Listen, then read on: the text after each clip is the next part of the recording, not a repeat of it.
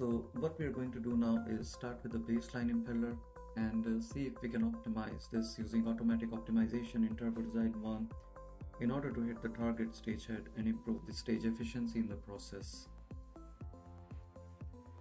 And so here is the workflow used by the optimization, where the blade loading and stacking parameters are used to generate the blade shape in Turbo Design 1, and then the resulting performance parameters are fed into the optimizer, which basically applies MOGA to drive the solution towards the optimum design. And of course, we need to start by specifying the range of variation for the input parameters, which are the streamwise loading parameters, and also the wrap angle or the stacking at the trailing edge, because it also has an influence on the surface pressure distribution. And whereas by default the ranges are set to plus minus 10% of the baseline values for each of the parameters, but there is a machine learning based feature in Turbo Design 1 that can provide initial range estimates for these streamwise loading parameters as well as the wrap angle. And this is because we want to explore a large design space, but then also try and avoid infeasible solutions. And then these are the constraints that were used. So we constrain the throat to control the peak efficiency point, and then the overall diffusion ratio is constrained to avoid flow separation. And finally, for the optimization objectives, we want to minimize the profile loss and the secondary flow factor in order to achieve the target pump head. So once the optimization run is complete, which is very fast and only takes about an hour or so on a single core machine, we can see all the designs on a scatter plot between the two objectives. So the profile loss on the x-axis and the secondary flow factor on the y-axis, and the target case, which is the baseline impeller, actually sits here.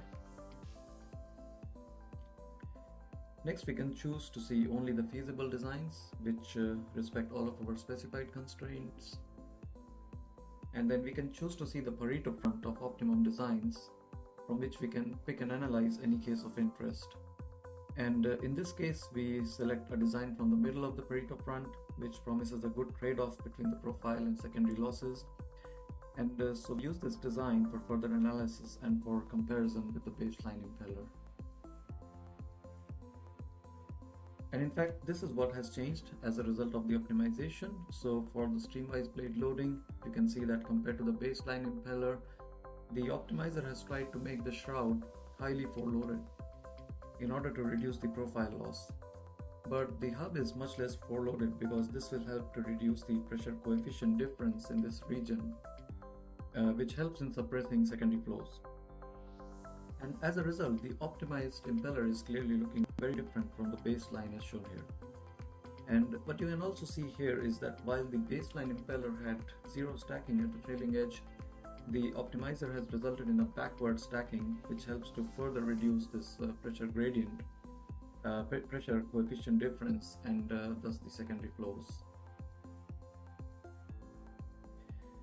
And here are the results for the optimized impeller, and it's interesting to note the effect on the Turbo Design 1 performance parameters, where there is a significant reduction in the total profile loss and the secondary flow factor as a result of the optimization, with only a slight change in the throat area.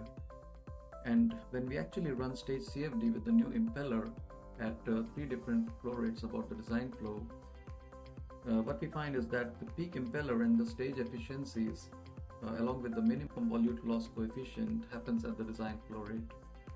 So this means that both the impeller throat and the volute are sized correctly for the design condition.